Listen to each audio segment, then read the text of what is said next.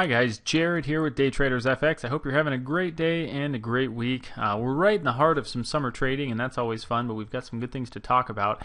Today we're going to focus once again on the euro dollar and some good things to be watching for there. Just a quick reminder, you can get a free trial and join us in our live trading group at daytradersfx.com. Once again, there's a free 5-day trial, so we'd love to have you in the trade group with us.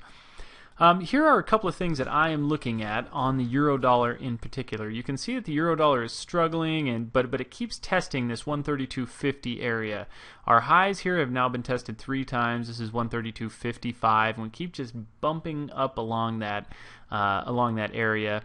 And it looks like, you know, there's definitely a potential for a break, and there's also a potential for a nice bounce. Let's look at reasons on both sides.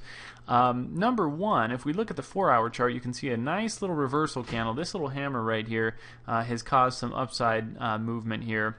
We've kind of been pushing away from this area. Now, one thing to keep in mind is we have a missed daily pivot back here last week that's all the way down at about 130.50 area, I think.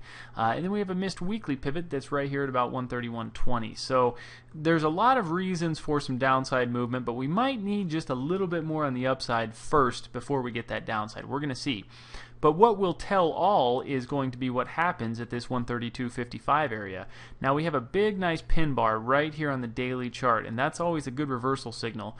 And so we've made that high at 132.55 with that reversal candle on the daily chart, but we're also coming up to it with nearly a bullish engulfing candle. We'll see where it goes over the next little while, but we could be breaking that high. So that's one thing that I'm looking at as well as a risk of this trade. So we've got to stay below that low, but it looks like there might be a potential run to that high. Our next level to worry about is 134 about 15. That's the one way up here, and that's ultimately the level we'd like to get short against.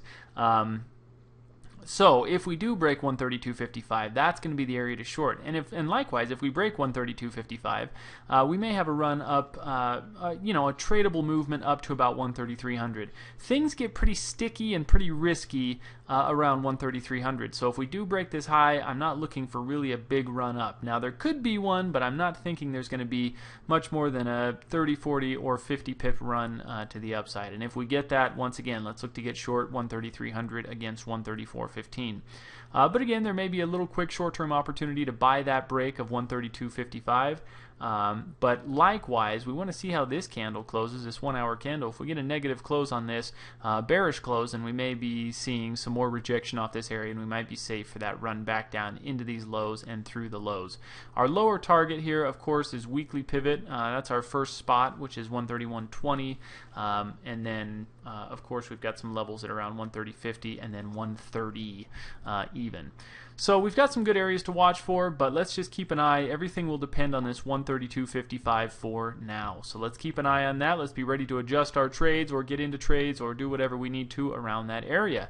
Best of luck and good luck surviving these summer markets. If you'd like more info, remember you can find us at daytradersfx.com. And make sure to follow me on Twitter as well at daytradersfx. Thanks everyone.